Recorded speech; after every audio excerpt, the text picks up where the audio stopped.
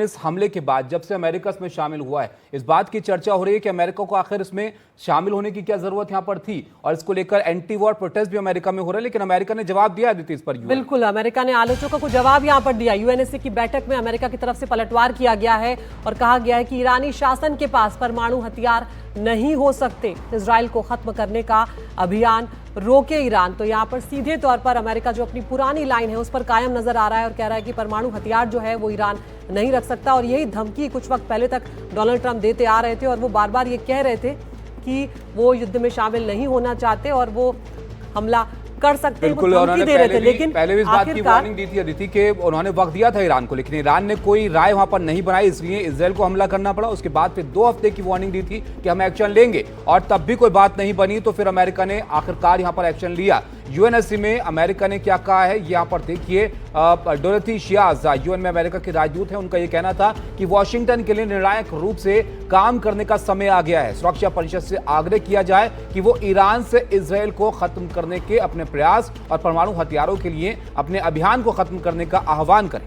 बिल्कुल, उन्होंने ये भी कहा कि ईरानी शासन के पास परमाणु हथियार नहीं हो सकता। तो अमेरिका बार बार ये बात दोहरा रहा है कि अपने अभियान को खत्म करने की शुरुआत उसे करना चाहिए। इस सब के बीच में बड़ी खबर एक और सामने आई। यूएनएससी में इजराइल ने भी जवाब दिया है और सीधे तौर पर इजराइल ने यहाँ पर अपने आप को डिफेंड करते हुए ये कहा है कि कुछ ना करने की कीमत विनाशकारी होती। तो यहाँ पर अपनी हर हरकत को, अपने हर एक्शन को इजराइल ने ये कहते हुए डिफेंड किया है कि कुछ ना करते अगर तो हमारे को इसके विनाशकारी अंजाम जो हैं वो भुगतने होते। शुरुआत यहां पर इस बात को लेकर ही हुई थी इजराइल की तरफ से कि ईरान यहां पर तैयारी कर रहा है, एनरिच यूरेनियम उनके पास से हथियार बना सकते हैं, इसलिए उनको हमला करना पड़ा। और उस बात को जस्टिफाई यूएनएससी में इजराइल ने यहां पर किया है कि कुछ नहीं कर दे की कीमत विनाशकारी यहां पर हो सकती थी, इसलिए एक्शन लिया गया है। रविवार सुबह अमेरिका ने ईरान के 3 परमाणु ठिकानों फोर्डो, नतांज और इस्फहान पर हमला कर उन्हें तबाह कर देने का दावा किया। उसके बाद इजराइल ने भी ईरान पर हमला किया, लेकिन ईरान ने इजराइल पर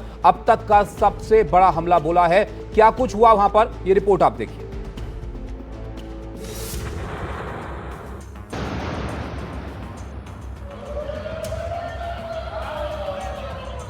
रविवार सुबह 4:30 बजे फोर्डो पर बंकर बस्टर बम से हमला, नतांज पर टॉम हॉक मिसाइलें और इस्फहान पर भी टॉम हॉक से हमला।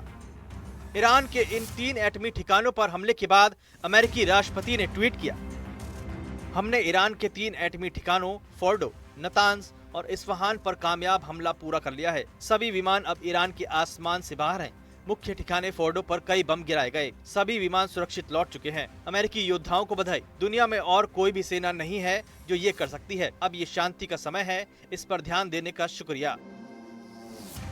अमेरिकी हमले इतने तेज थे कि मात्र 3 मिनट में अमेरिकी विमान हमले कर वापस लौट गए। इन हमलों ने ईरान के परमाणु कार्यक्रम को भारी नुकसान पहुंचाया। वॉशिंगटन ने दावा किया कि यह कार्रवाई इजराइल की सुरक्षा और क्षेत्रीय स्थिरता के लिए जरूरी थी। A short time ago, the U.S. military carried out massive precision strikes on the 3 key nuclear facilities in the Iranian regime, Fordo, Natanz, and Esfahan.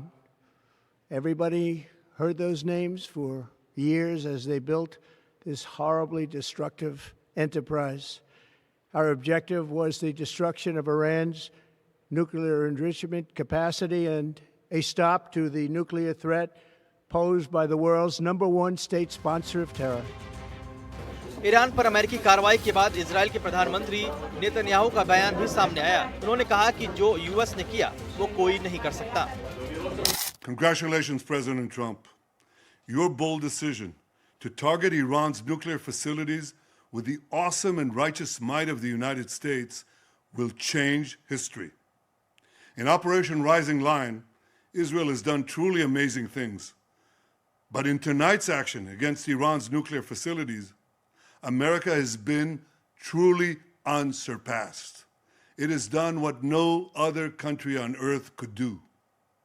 History will record that President Trump acted to deny the world's most dangerous regime the world's most dangerous weapons.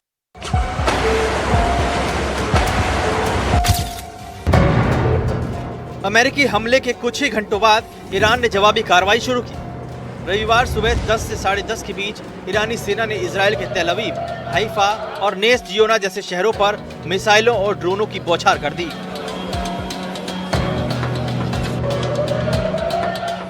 इसके निशान अलग अलग जगहों पर दिखे। इस हमले के बाद हाइफा शहर की सड़कों पर धुएं का गुबार उठता दिखा। ईरान ने इजराइल के रिहायशी इलाकों में हमला किया। तेल अवीव में कई इमारतें और लोगों के घर क्षतिग्रस्त हो गए। हमले के बाद राहत और बचाव कार्य भी चलाया गया।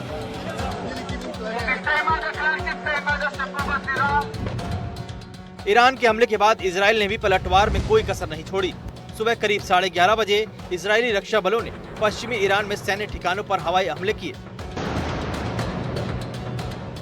इन हमलों में ईरान के कई सैन्य ठिकाने तबाह हो गए। इजराइल ने दावा किया कि उसने ईरान के मिसाइल लॉन्च पैड और सैन्य बुनियादी ढांचे को भारी नुकसान पहुंचाया। इसके बाद दोपहर 1:30 बजे इजराइल ने ईरान की 2 फाइटर जेट्स तबाह किए। ईरान ने अमेरिकी हमले को अवैध करार दिया है। The Islamic Republic of Iran condemns in the strongest terms the United States' brutal military aggression against Iran's peaceful nuclear facilities. It is an outrageous, grave, and unprecedented violation of the fundamental principles of the Charter of the United Nations and international law. The warmongering and lawless administration in Washington is solely and fully responsible for the dangerous consequences. Iran और Israel के बीच आपसी हमलों का ये सिलसिला अभी भी जारी है। Bureau report, NDTV India.